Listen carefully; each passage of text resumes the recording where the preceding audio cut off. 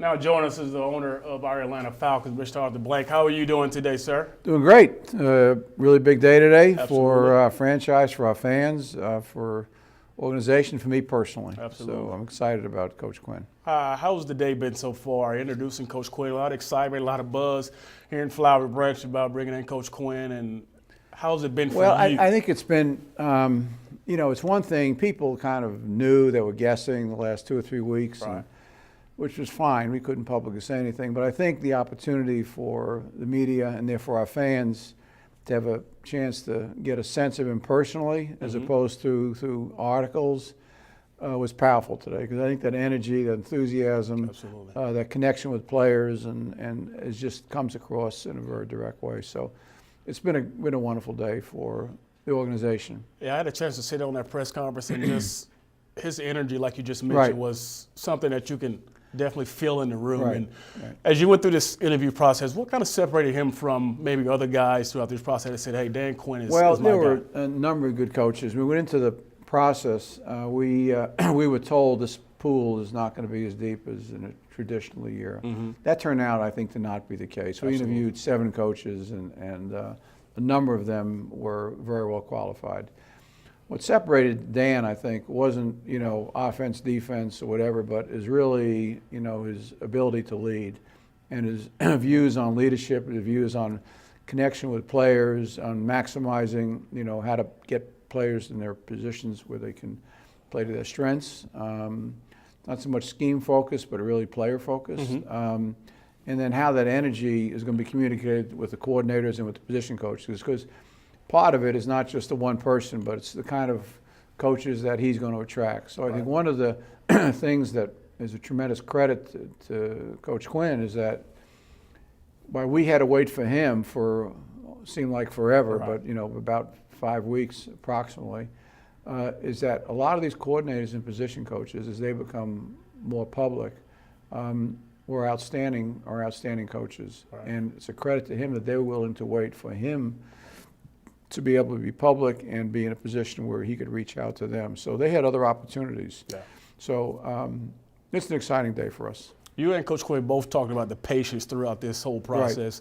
Was that tough for you to wait to say, all right, I want my guy to be here? Well, it was, DJ. I mean, I think that it was and it wasn't. I think one of the things you learn as an owner, this is going to my 14th season now, that patience, although it's not a normal attribute that I really check the box well on, I'm kind of an impatient, let's get it going, let's get results kind of guy, which is okay. Right. Except in the NFL, certain things you got to be patient with, and a coaching process, I think, is one of them. And I think in this case, we saw Dan early, really the first weekend that we were doing interviews, and we love what we saw. So then it was a question of, how does everybody else fit in? Right. Can we stay the course? Right. And I think that, the trust factor between the two of us, he and I, was very high right from the outset. And I think he made it clear to me that, if you end up selecting me, and feelings of mutual, at the end, whenever the end may be, I'm going to be there for you. Awesome. And I think that commitment meant a lot to me as we went through the process. The other thing I want to give credit to Coach Carroll, Pete Carroll, because Pete works hard, I think, at giving his coordinators and position coaches the best opportunity that they can. Now, that's not true consistently throughout the league. Right. Most coaches will say they do, but Pete actually actively works to support his coaches. Awesome. And I think, him making, and General Manager John Schneider making Dan available and working with us, et cetera, was an integral part of this as well. Is it tough, you think, for a coach, as far as you've been out the season for 37 days since the Falcons season ended, is it tough to fill a staff? days? 37 days. Well, is it tough to fill a staff? Well, it is and it isn't, I think. And I think the conventional knowledge, and if I went back, in my history as an owner, I would say yes. And that's why I think a lot of organizations are quick to fill jobs, because they're worried, can I get the best coordinators, can I get the best coaches, position coaches? And I guess that was the point I was trying to make a minute ago. I said it's a tremendous credit to Dan Quinn Right.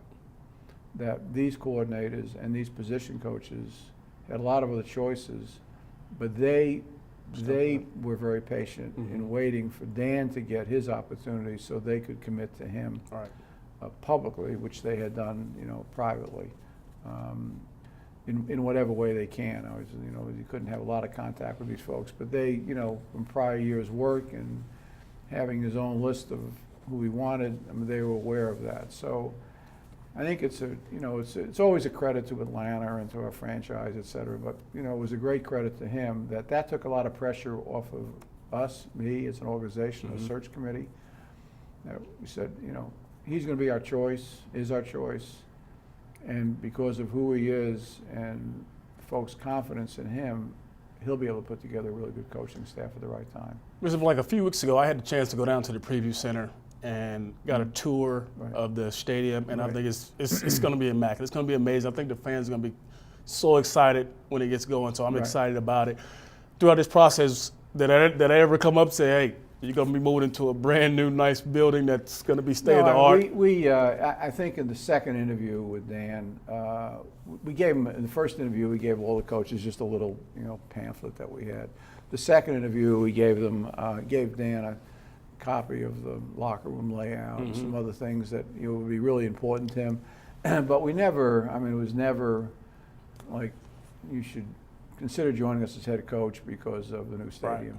It's not, it's going to be an incredible world-class facility, and players will love it, coaches will love it, fans most importantly. I love it already. Well, you'll love it even more when you have a chance to actually be in it. But at the end of the day, coaches want to win, and whatever the facility may be, they want to win.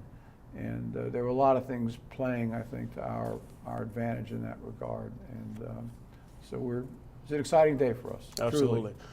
How much of an impact or an advantage is it to have a guy like Rich McKay in your corner who is so respected around the league, who knows all the rules and guidelines when hiring a coach? How much of an advantage is it to have a guy like Rich McKay who can help in this process? Well, the fact that Rich chairs the competition committee, and I asked Rich early in the process, I'm relying on you, but I'm actually relying on the league as well. So, we were in contact with the league about, reaffirming our understanding of the rules, what we could do, what we couldn't do.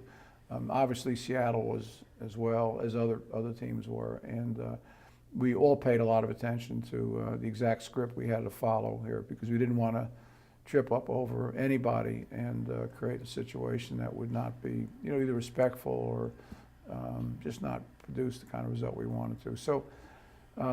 He was helpful, Thomas was helpful, Scott Pioli was helpful, Kim Schreckengoss was involved, everybody, and Jed Hughes, and Joe Banner was helpful too, didn't sit in the interviews, but was helpful in terms of giving us some counsel and advice as well.